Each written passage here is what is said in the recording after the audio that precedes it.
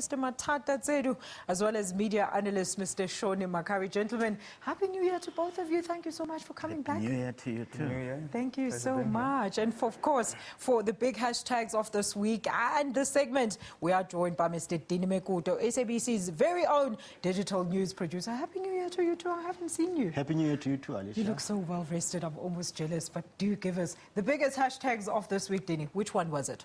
No prizes for guessing. Trump was the #1 trending topic across the world. And there was also Gambia and Linda Steenkamp. But let's start with Trump.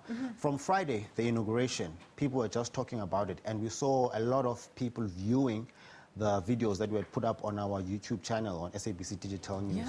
From in a space of about 8 hours, we had over 130,000 views on our videos. And I'll just do a comparison between Trump and Gambia later on so that you can see the numbers. And then this is from yesterday, the protests that are happening, the women marches that have been happening around the world. This was a group of women outside Capitol Hill in Washington. You're so vain. You probably think this march is about you quoting a song there from Janet Jackson. And then this one is from an immigrant. I don't know if you can clearly see it, but this guy is saying, I survived a genocide, so I will survive Trump. So comparing Trump to a genocide, you know, genocides are usually connected to dictators. So there's that comparison there. My goodness. So people are just not comfortable. What were they saying on Twitter, though? I'm interested in finding out, particularly here in South Africa, because the general interest in the U.S. politics is rather alarming and interesting, actually. What were they saying, Dean? Okay, I don't have graphs, but I can remember because I was looking at a graph earlier on. About over 50% of the conversation was coming from the U.S. South Africa contributed about 1.7% of the talk around the Trump issue. Nigeria in Africa was another significant country. What is this? Okay, here, these are the comparison in the numbers of the people that attended the Obama inauguration in 2007 very vast difference and there. the Trump one on the right here in 2009. You can see white spaces, no people, just blacked out. Lots of Gentlemen, let's start with you, Professor Matata Tsedu. What did you think of the U.S. President's inauguration ceremony? Well, I must start by doing an admission that in that crowd on the left, I was in there too. I can see why the spaces are white on the Donald Trump side, because I wasn't there. No, but I think the world has to get used to the Donald Trump phenomenon. He's not going to be doing things the way that convention has accustomed us to expecting. He's different.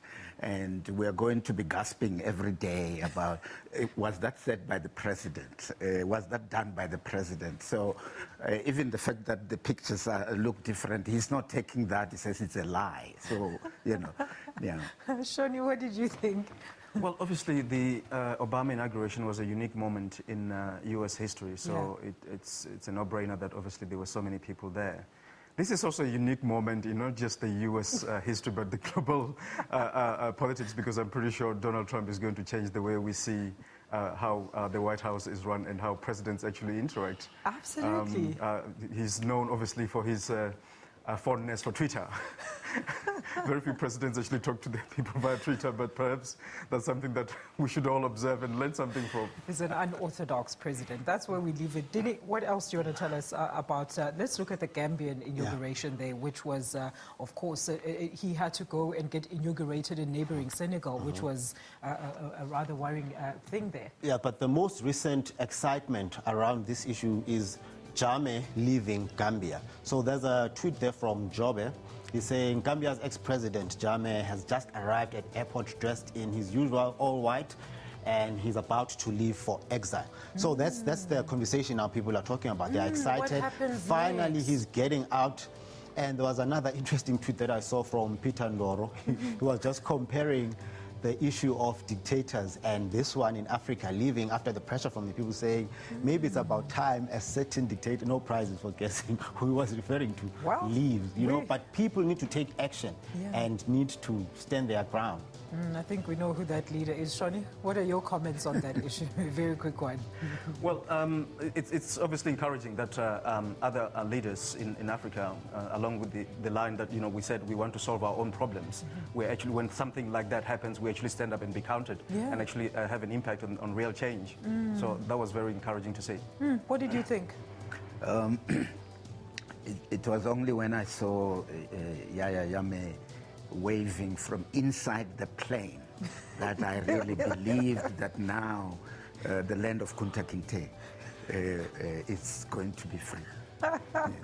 Interesting. Dini, give us our final, let's have a look at the second one very Here's quickly. a tweet from Campolina. Just one day after the sad inauguration, we have a historical women's march, still referring to Trump, and now we celebrate the democracy of Gambia when Jammeh left.